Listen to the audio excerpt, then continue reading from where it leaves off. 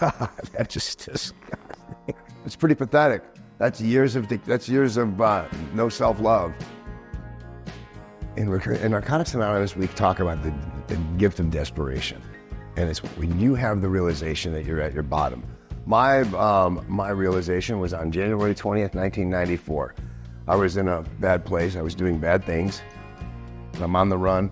I'm not a friendly guy. And I was in a very dark spot. But I had enough forethought to send my son, who I hadn't seen in 5 years, a bicycle. I sent him a mountain bike. So I sent him the mountain bike to his grandparents' house, and it took his mom a little while to find out where I was hiding out in San Diego.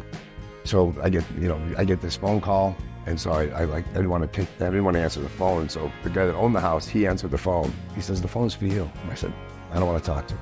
He said, "It's your boy." And like the whole world stopped in that moment. I was like, reaching down and picking up the phone, and I said, "Hello?"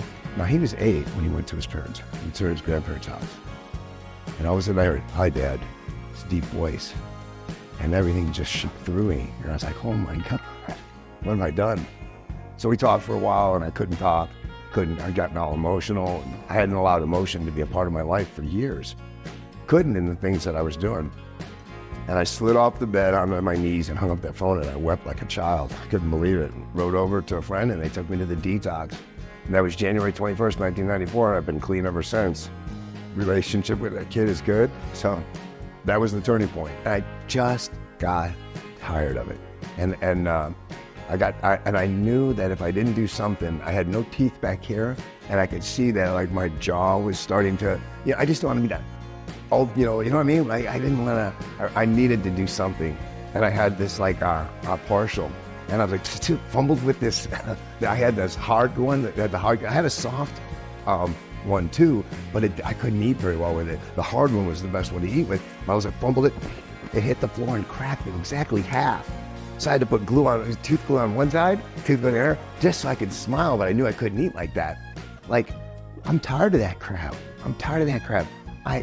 I worked hard for a lot of years. I made a really good income for a lot of years. I had money saved up. I have investments. It's like, what are you doing, dude? I do all kinds of stuff for everybody. Right? I go out of my way to help everybody, even exes, everything in my life. I thought, my sponsor actually said, when are you going to start doing stuff for yourself? So, hence the teeth, the new motorcycle. I can smile in pictures now. That alone is worth it. But yeah, I smile more. I eat more. Everybody's I have a lot of friends that notice it. So it's and it helps. It helps, especially when you're meeting new people. I get people. I've had a number of people I'm talking to someone across the counter or whatever, and they just stay. I go, they say you have such a beautiful smile. Well, thank you. So I haven't heard that since I was a little kid. I'm just so grateful. I'm grateful I did it. I really am, and I will be heralding their results, far and wide. Everybody that asks, I tell them